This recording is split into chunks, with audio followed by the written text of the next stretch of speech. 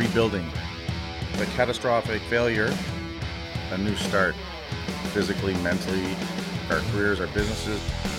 Step back, first step, next step. The driver in me just wants to get it done tomorrow.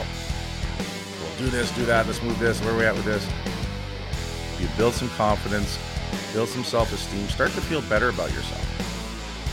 The Silverback Blueprint Podcast, a show for men over 40. We focus on getting stronger, staying motivated, building discipline, creating a community, and becoming truly happy.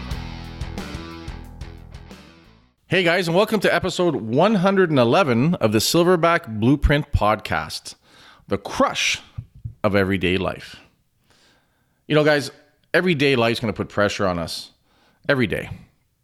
You know, we can't have an existence devoid 100% of any stress. It could be the stress that it's really hot out. It could be the stress it's really cold out. It could be the stress you have a lot to do. It could be the stress you have a lot of things coming at you. All kinds of stress out there. When it comes to stress, we really have two options. We can rise up to meet it head on, or we can sink away, avoid it, and hide behind distractions. That's really the only two ways we can deal with it. Right? We can run into people that are really good at one or the other. We can have people that we see, or even ourselves, on the outside, we seem like we handle stress really well.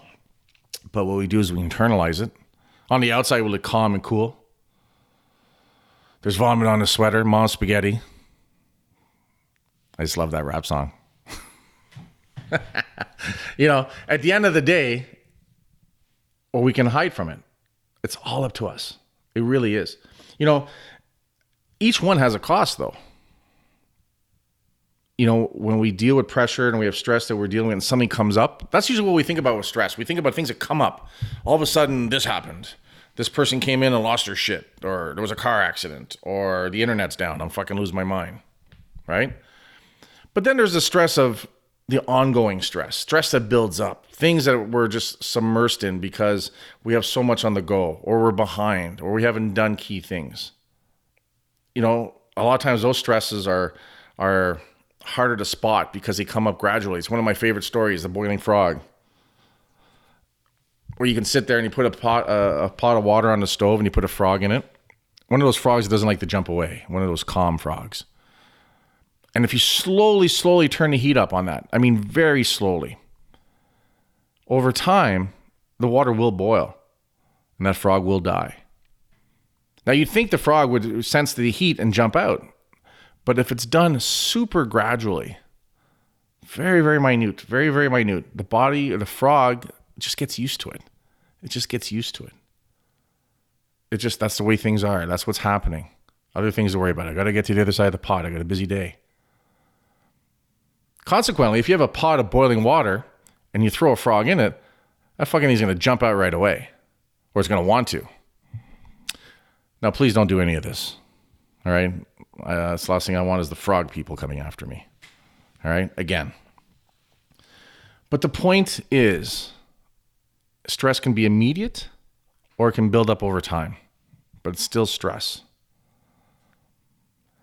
You know, when the stress that comes up immediately, we still have those two options: deal with it head on or avoid it. But when the stress that happens in life and builds up gradually with all the things that we're going through, positive stress happens as well too. You got a lot of good things on the go, but a lot of things coming at you. You know, a lot of responsibilities. That's why we need to have breaks and break away and that kind of thing. But it happens too. Sometimes we get really busy. It happens to me sometimes. Less now, hopefully, but you know, it was more before, where so much happening that I can't keep up with it. So I just put things off to the side until they build up to a point where they cause me grief or it becomes super stressful, or I have no choice but to deal with them. So even in a positive situation, how we deal with things is super important. But like I said, each one has a cost and each one is tough on us. You know, when we have immediate stress, if we can deal with it and we can learn to rise up to the challenge right away and deal with it and not avoid it, the stress is there, but then it immediately starts to dissipate because we've dealt with it. I'm talking about dealing with it in a positive way. Dealing with it in a positive way, how we handle the situation, but also how we follow up and make changes so that situation doesn't repeat itself. If you're always getting called for that fucking internet bill because you don't pay for it, it's stressful. So to take that stress out, we talked about it before, set it up an automatic billing on your phone, on your bank account, or maybe lower it to a cheaper package. That's another way to lower the stress. I know a lot of people that are becoming more minimal, getting rid of unnecessary things in their lives, in their homes, in their households, in their activity, keeping the things that are super important to them. In fact, even amping and ramping them up because they are more important, but getting away from the things that aren't. We saw that happen a lot in the 80s and 90s. People all bought timeshares. And then after a while, they realized they were never going on vacation. They were never getting there. And they had the cost to carry these timeshares. So they started to unload these timeshares. Well, it's the same thing. And I like the term timeshare because really everything cuts into our time and our energy. You hear it all the time. Hey, I haven't used something in a year. You should get rid of it. It's not that important. And it's true for the most part. So deal with it. So the cost might be immediate. I have to stop and deal with this. I gotta focus on this. I gotta deal with some fear maybe. I gotta deal with some stress, some anger. It's immediate. But then once you deal with it, it's better. The other way we deal with things is avoiding things. Avoidance, distractions instead. It's much easier up front, but the cost will be 10x, 100x, 1000x later on. If I'd have dealt with this situation a year ago, it wouldn't be as bad as it is today. How often have we found ourselves in that situation overall? Avoidance at the front seems easy, but at the back end always costs us a lot more. And a lot of times that stuff that we're avoiding is still in the back of our minds. It's still focused. How many times have we gotten mad at a situation and we realized it wasn't the situation I really got mad, but we've been under stress from something. Something's been eating away at us.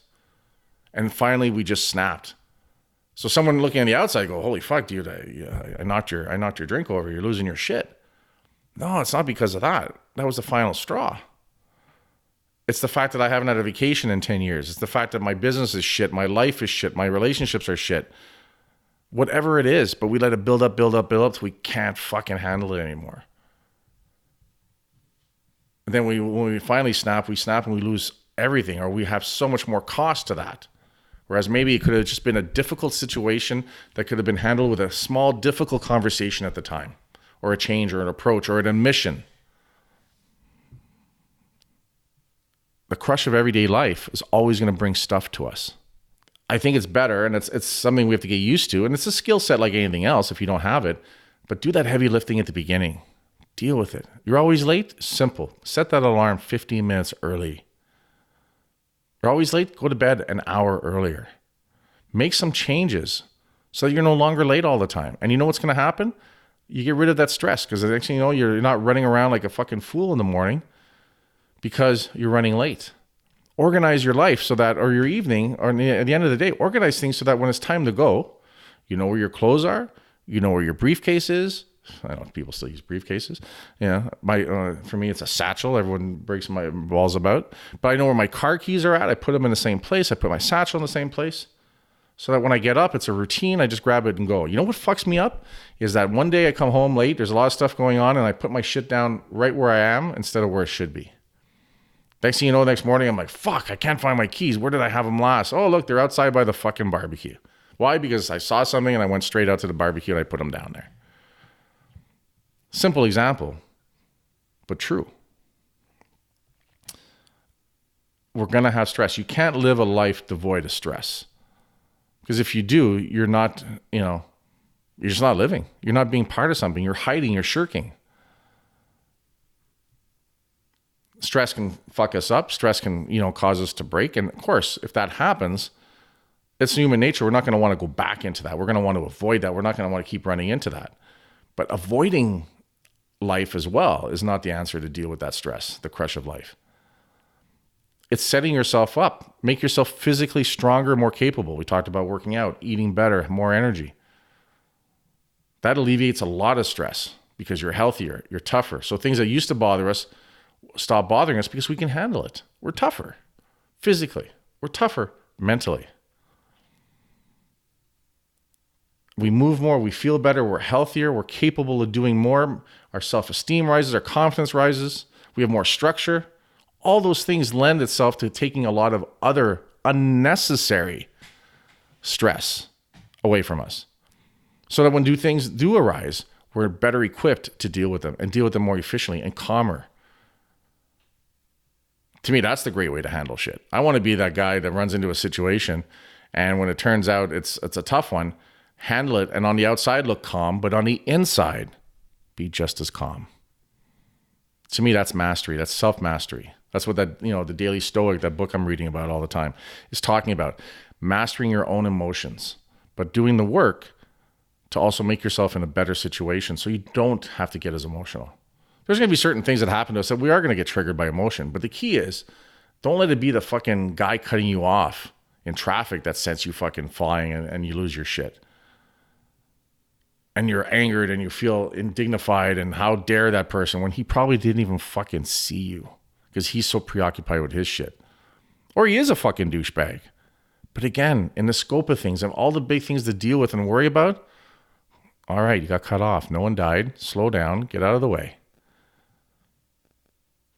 If that's your line in the sand and that's where you're going to fight back today because you got cut off, I think you have a lot of other issues that we should be dealing with, but that's just how we're going to immediately feel better about the situation, right? There's bigger things to focus on, bigger things to worry about overall, right? The crush of life is always going to be there, guys. Get prepared, deal with it, get better at dealing with it, get more efficient, and you'll feel a lot better. Guys, listen, head on over, leave us a review at iTunes. 5 stars. I'd even take 4, but we both know it should be a 5. Leave us a positive review. Kurt is great. Kurt smelled good today. Something. Head on over to keep saying Silverback. Head on over to Hostile Gear.